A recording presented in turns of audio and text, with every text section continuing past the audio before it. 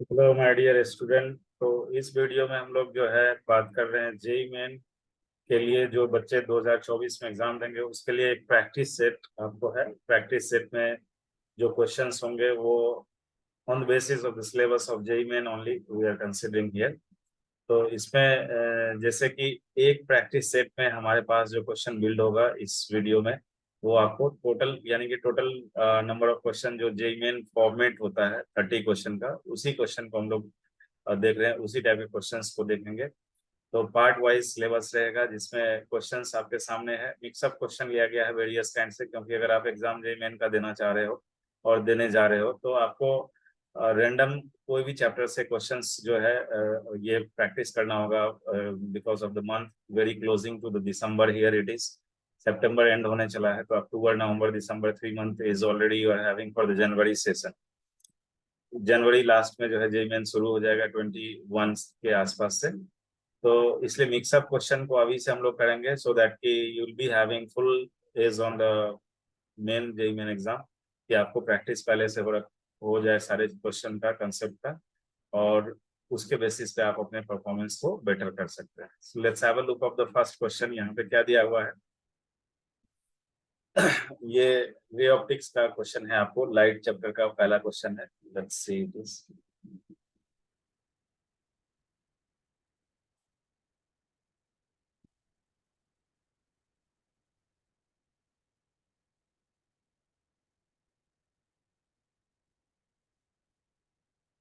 इसमें क्वेश्चन ये कह रहा है आपको कि plane mirror is moving with velocity. So this is the velocity of the plane mirror mentioned here. Next you are having that point object in front of the plane mirror moves with a velocity 3i plus 4j plus 5k, where here k is along the normal. So this is given to you, k is along the normal to the plane mirror. So k किस direction में है? Plane mirror के normal direction में होगा। That is the direction of K, you need to understand that. And facing towards the object. So object towards face कर रहा है, यहाँ पे ये हमें मेंशन किया गया है। The velocity of the image क्या होगा? तो वेलोसिटी ऑफ यहाँ पे जो गिवन है वो क्या है? जो हमारे पास गिवन है वो है velocity of mirror. This velocity of mirror is given to you. Plane mirror moving with velocity, it is 4i। So it is 4i plus 5j plus 8k, ये हमारे पास दिया हुआ है।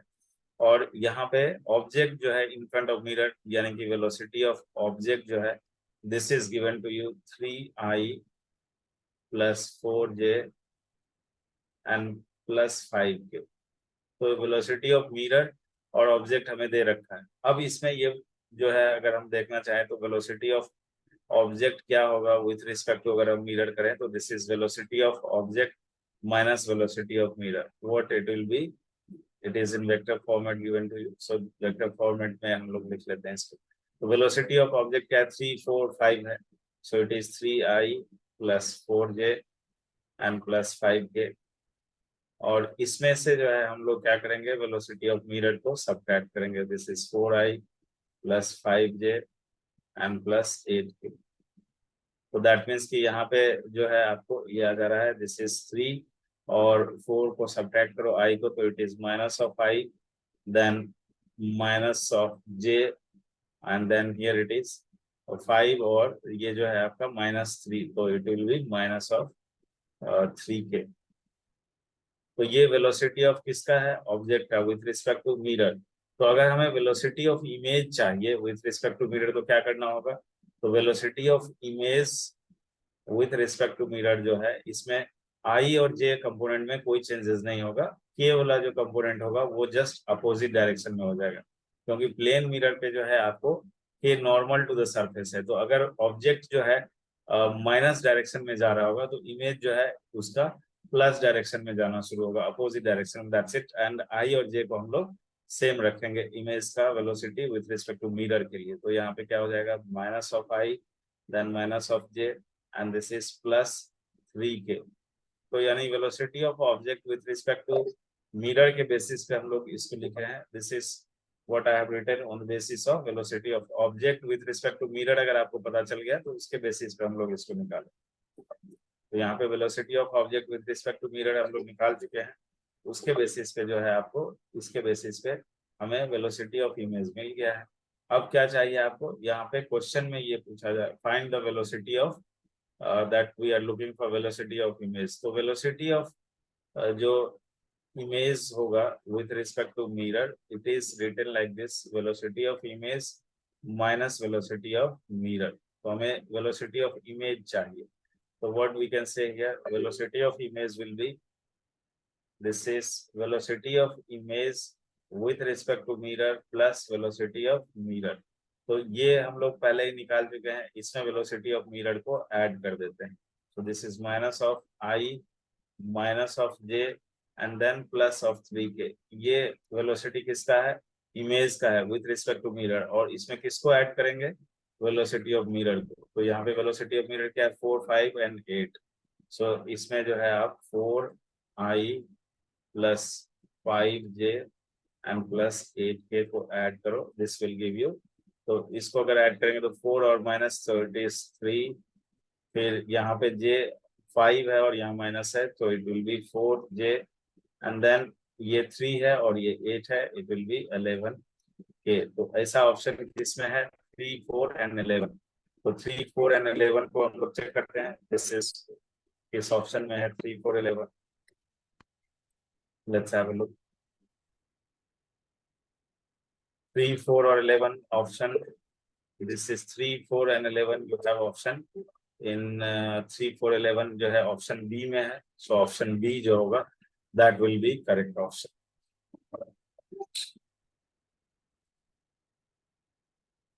सो 3, 4 एंड 11 ये वाला जो है करेक्ट ऑप्शन इसका हो जाएगा। इस तरीके से हम लोग इस क्वेश्चन को करेंगे।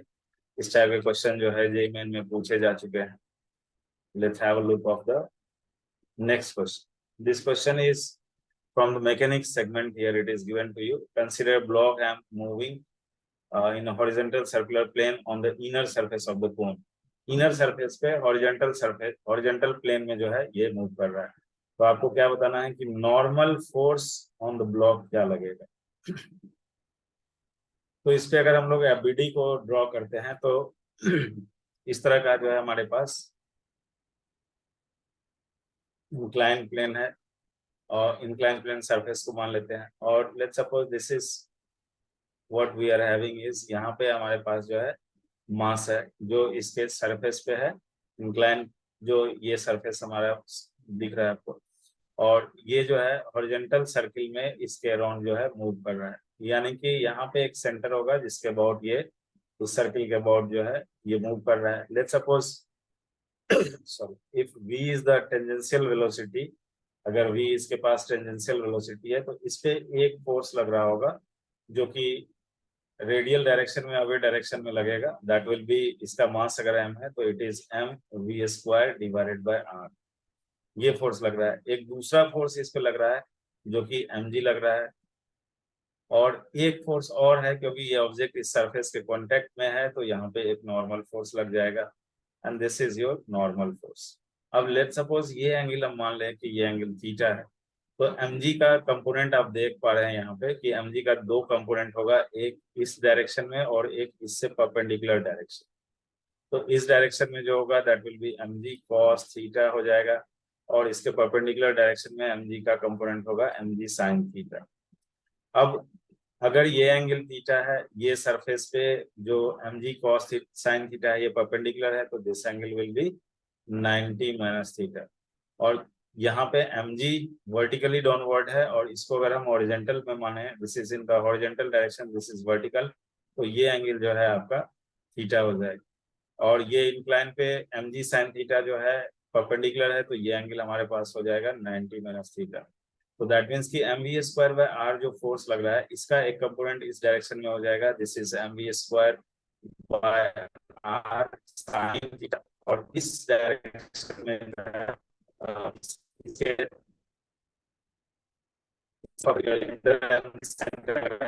फोर्स कंपोनेंट लग जाएगा, and that will be mv² by r and it is cos theta।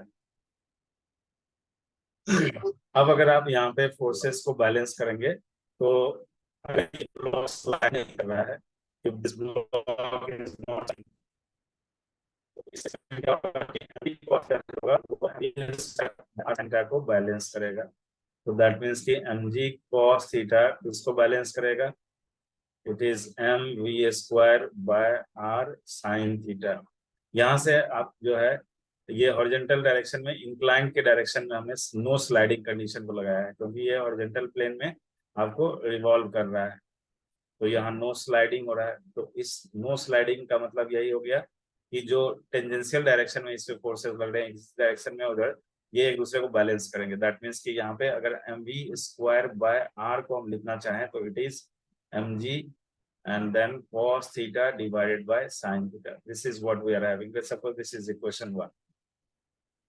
अब अगर हम वर्टिकल डायरेक्शन में यानी कि जो इंक्लाइंड है इसके परपेंडिकुलर डायरेक्शन की बात करें तो इस तरफ जो है नॉर्मल लग रहा है और इधर के तरफ जो है mg sin थीटा और mv² दोनों बैलेंस करेंगे एक दूसरे को। तो this is what we are having, normal is getting balanced by mg sin theta plus mv² by r cos theta, ये हो गया।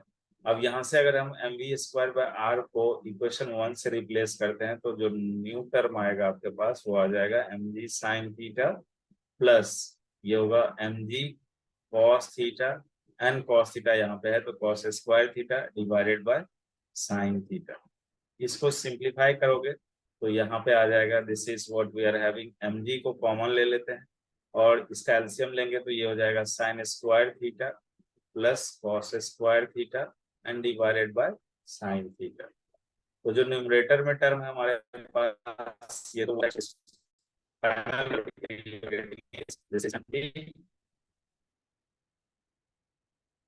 Final result what we are getting, that is this is mg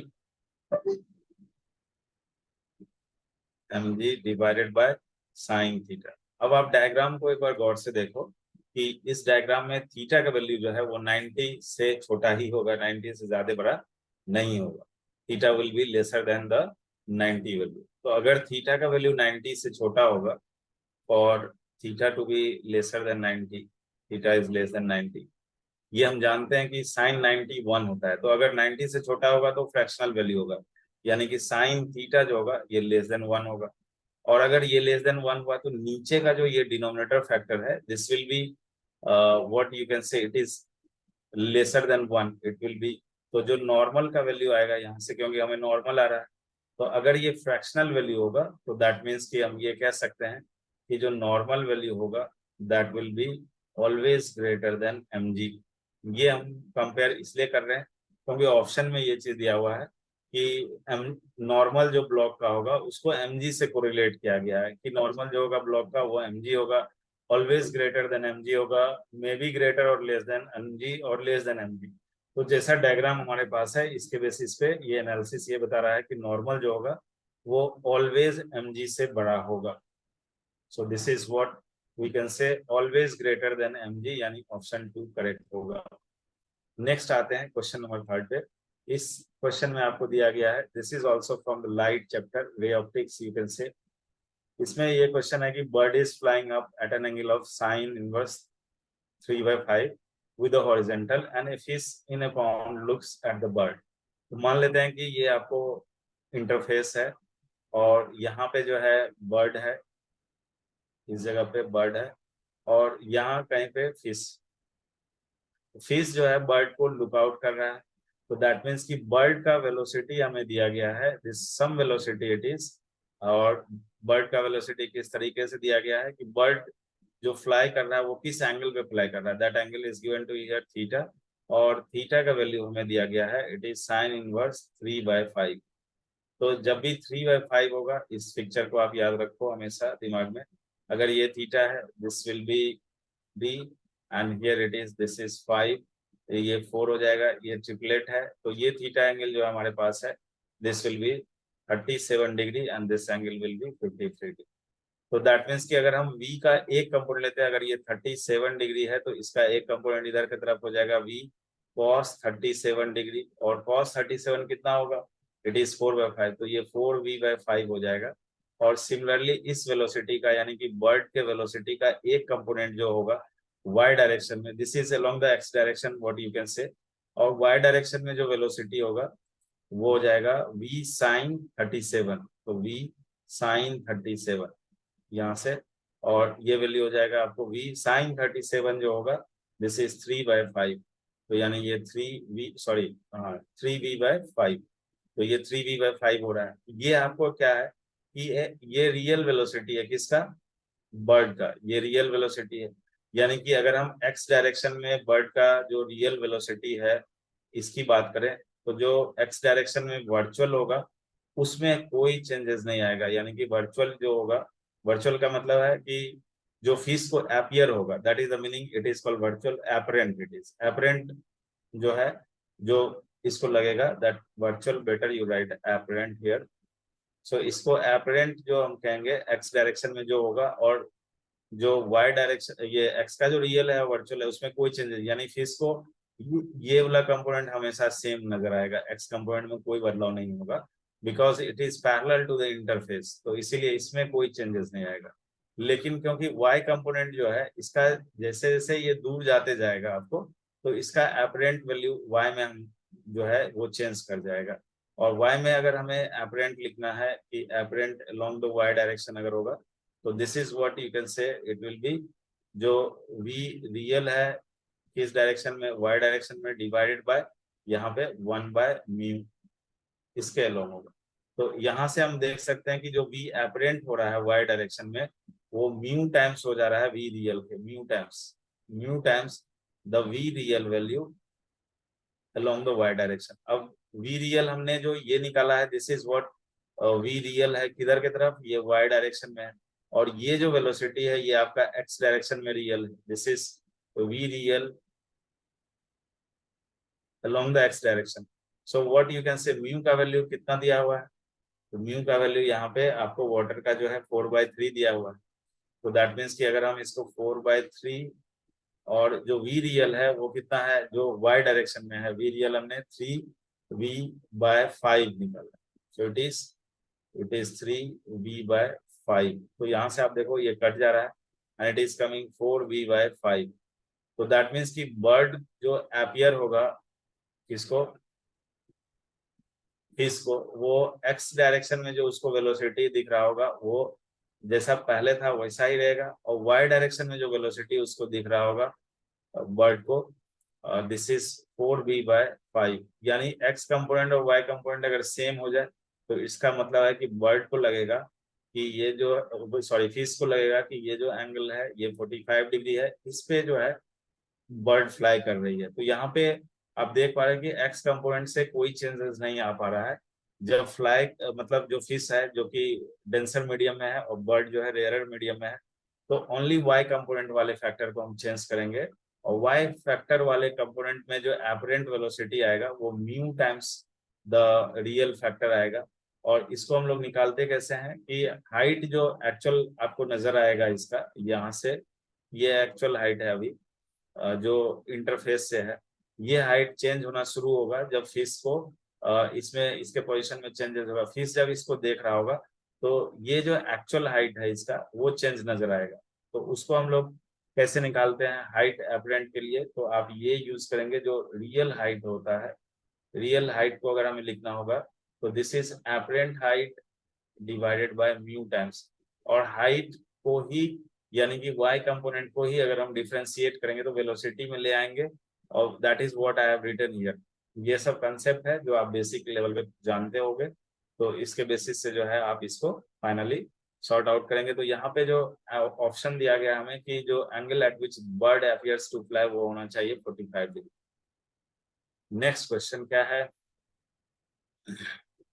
ये question दिया गया आपको, यहाँ एक spring है और यहाँ ब्लॉक है जो कि h हाइट पे है, block of mass m starts at rest at A height h, तो अभी h हाइट पे रखा गया है और यहाँ पे ये रेस्ट पे है रखा हुआ है on a frictionless incline plane. Incline plane is frictionless, the block slides down the plane, अब ये स्लाइड डाउन कर रहा है, यानी कि इस हाइट पे इसके पास जो है वो पोटेंशियल एनर्जी क्या है mgh। जब ये ग्राउंड पे आ रहा होगा यहाँ पे ब्लॉक आ जाएगा तो इसके पास पोटेंशियल एनर्जी तो जीरो हो जाएगा, लेकिन इसके पास काइनेटिक एनर्जी गेन हो गया है, तो यानी काइनेटिक एनर्जी यहाँ पे आ जाएगा आपको हाफ mv²। अब क्या हो रहा है कि ट्रेवल्स अक्रॉस ए रफ हॉरिजॉन्टल सरफेस, तो यहाँ पे रफ हॉरिजॉन्टल सरफेस है जिसपे ये ट्रेवल कर रहा है, और इस हॉरिजॉन्टल सरफेस पे ट्रेवल करने के बाद ये क्या करता है, यहाँ पे रफ हॉरिजॉन्टल सरफेस का काइनेटिक फ्रिक्शन म्यू दिया हुआ है, and compresses the spring with a force constant of k and at a distance x before momentarily comes to rest. तो मोमेंटरली ये जब कंप्लीट कंप्रेस कर रहा होगा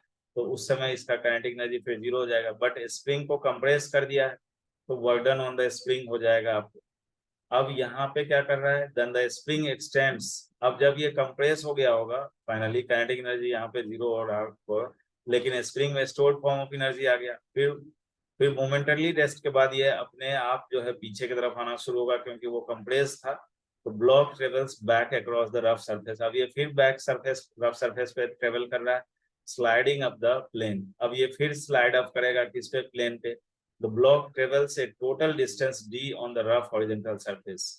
The correct expression for maximum height of the block reaches to its return position. तो ये कितना height ऊपर जाएगा, that height if I am considering h dash, तो ये हाइट हमें रिलेट करना है यहाँ पे कि क्या होगा with respect to the given options here. यहाँ पे जो इस क्वेश्चन में सबसे इम्पोर्टेंट पार्ट है जो आपको समझना जरूरी है वो ये कि ये लाइन जो इसमें पंच लाइन दिया गया है कि block travels a total distance d on the rough horizontal surface. Total distance d का मतलब हुआ कि ये जब यहाँ से शुरू करेगा तो इधर ये जाएगा इस डायरेक्शन में, तो फ्रिक्शन के कारण से जो वर्क रहा होगा that work will be, it is minus mu mg, और जितना डिस्टेंस ये गया होगा, अगर मान लो इधर से इधर गया फिर ये इधर से इधर आया, तो जब ये इधर से इधर जा रहा है यानी कि 1 पोजीशन से 2 की तरफ जा रहा होगा तो फ्रिक्शन पीछे लग रहा है, और जब ये 2 से 1 पे आ रहा होगा तो उस समय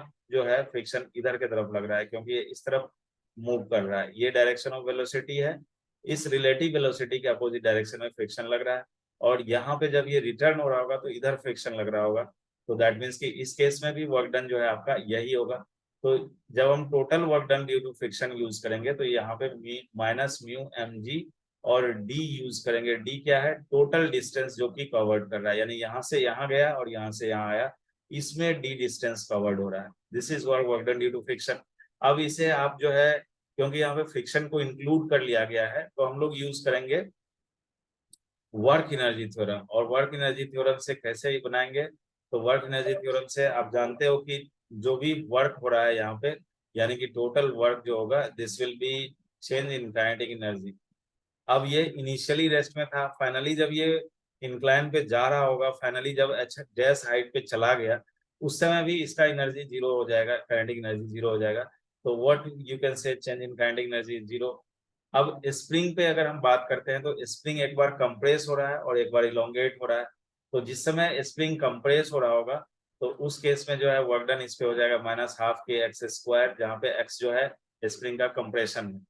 और जिस समय स्प्रिंग पे जो है आपको फिर स्प्रिंग जो है दूसरे कंडीशन में जब ये डिफॉर्म्ड स्टेट में है, डिफॉर्म से जब ये अपने नेचुरल स्टेट में आ रहा होगा तो उस केस में जो है इस पे वर्क डन हो जाएगा आपको, दिस इज हाफ के एक्स स्क्वायर। तो यहाँ से स्प्रिंग के कारण से टोटल वर्क डन जो हो जाएगा वो 0 हो जाएगा क्योंकि स्प्रिंग फिर से अपने ओरिजिनल स्टेट में गेन हो रहा है। काइनेटिक एनर्जी जो है चेंज वो भी 0 हो रहा है, स्प्रिंग के कारण से वर्क डन वो भी 0 हो रहा है। यानी यहाँ पे हो क्या रहा है, तो यहाँ पे जो है आपको work done due to gravity जो हो रहा है और वर्क डन ड्यू टू जो फ्रिक्शन हो रहा है इन दोनों सम 0 होना चाहिए।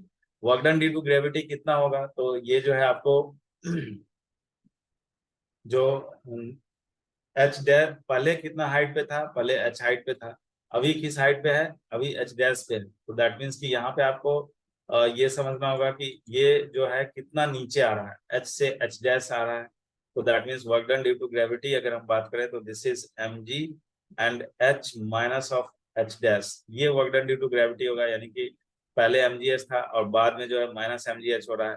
क्यों, क्योंकि पहले ये नीचे आ रहा था तो वर्क डन पॉजिटिव था, बाद में ये ऊपर जा रहा है तो वर्क डन निगेटिव हो जाएगा। So this is what you can say work done due to gravity and work done due to जो फ्रिक्शन हो रहा है यहाँ पे that will be you can say here total work done due to friction जो हो रहा है this is minus of mu mg d।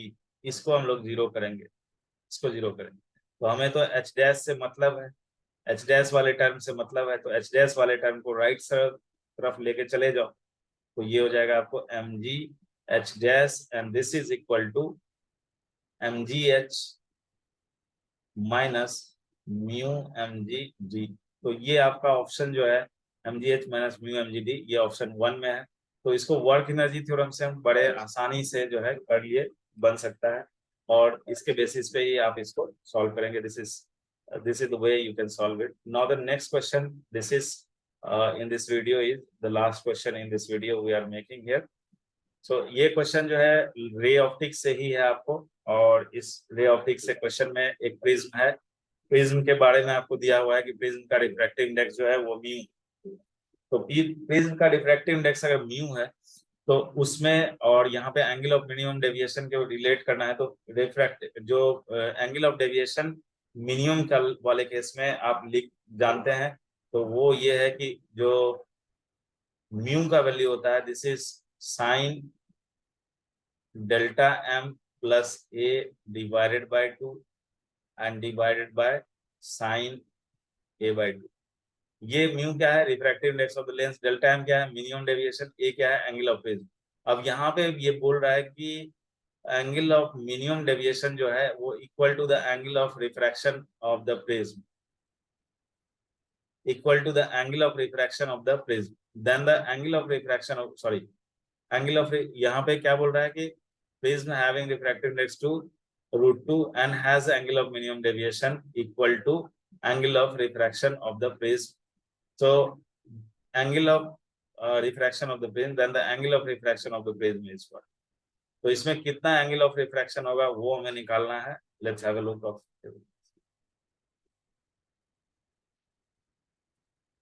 तो म्यू का वैल्यू हमारे पास दिया हुआ है दिस इज, तो मिनिमम डेविएशन के केस में ये दिया हुआ है आपको यहाँ पे कि डेल्टा एम का वैल्यू जो है मिनिमम डेविएशन का जो वैल्यू है this is equal to angle of जो प्रिज्म है उसके बराबर अगर हम लोग करते हैं तो what you can say mu is equal to sine, यहाँ पे जो है ये हो जाएगा 2a divided by 2 and this is what sine a by 2, और यहाँ से 2 कट जाएगा। अब ये साइन ए को हम लोग ब्रेक कर सकते हैं हाफ एंगल में, क्योंकि नीचे हाफ एंगल फॉर्मेट है, तो it is 2 sine a by 2 cos a by 2 and divided by sine a by 2। ठीक है, sine a by 2 sine a by 2 cut जाएगा। म्यू का वैल्यू हमारे पास जो दिया गया है वो √2 है, तो that means if you right here √2 and right side जो है हमारे पास 2 एंड कॉस a बाय 2 है, तो यहाँ से आपको जो a मिलेगा एंगल ऑफ प्रिज्म मिल जाएगा, this what we can say cos a by 2 जो होगा this will be, it is 1 by √2 and इसका मतलब है कॉस जो a बाय 2 है यानी a बाय 2 का वैल्यू जो है ये पाई बाय 4 होगा, 45 डिग्री पे जो है कॉस का वैल्यू जो है वो 1 बाय √2 होता है। This is what you can say here. Now after getting this one you can से what is the angle of prism here, this will be, it is, इससे इसको कट करो तो ये आ जाएगा पाई बाय 2, यानी कि जो एंगल ऑफ प्रिज्म है एंगल ऑफ रिफ्रैक्शन होगा यहाँ पे, that is what here you can से angle of refraction is 90 degree, so this is what you can say it is 90 degree. इसके बीच इसके बेसिस पे हमें यहाँ पे ये 90 डिग्री आना।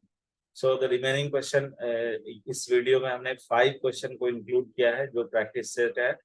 इसके बाद जो नेक्स्ट क्वेश्चन आपको मिलेगा, next 5 question will include in that one, so 6 to 10 likewise we make it to 30 question. Thank you, wish you all the best.